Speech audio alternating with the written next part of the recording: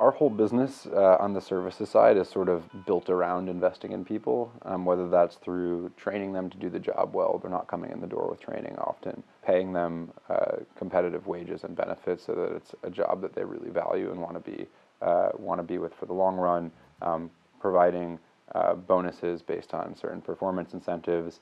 And so, in our business, because it is a service business, there's sort of a direct connection between our investment in people and the service they deliver to our customers. When I was first starting out Managed by Q, and we made the decision to bring all of the services in-house, so we built the Q Services business at the end of the summer of 2014, I realized that I knew a lot about product design and how to ship digital products, but I didn't know very much about managing a large workforce, and we sort of came to the realization that if we wanted to deliver the best service, we needed to create the best jobs to attract the best talent. What's more important than the actual job tasks is sort of the nature of the job and the employee profile, and we actually found that a lot of our employees and some of our best employees were coming from retail settings. We had to adjust a little bit around sort of the tasks that are required for a service worker, but we felt that the principles were pretty universally applicable outside of a retail setting. It's hard to even isolate what the one biggest impact of creating good jobs has been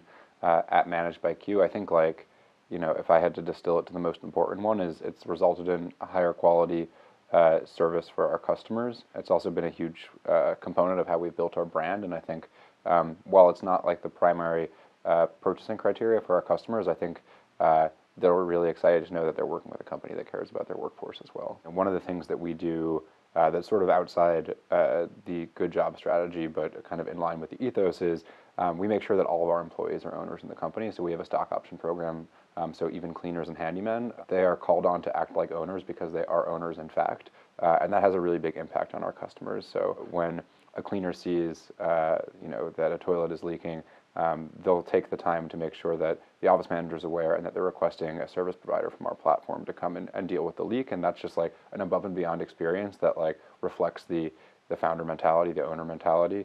And so I think one of the ways that we were able to make it palatable to even venture investors is to really quantify the impact, and then to be constantly validating the assumptions that we made and the bets that we were making. So yeah, I mean, I think any company, if they decide that they want to commit to the good job strategy, they can do it. I think what it really takes is at a very high level, at an executive level, a commitment to seeing it through. You need to plan how are you going to see the impact of the good job strategy in your metrics, and what's a reasonable timeline for that to happen, and then stay really disciplined and execute against it. Tom Perez, when he was Secretary of Labor, worked with us on our stock option program, and he called it an example of enlightened self-interest, and I think that's very much the case.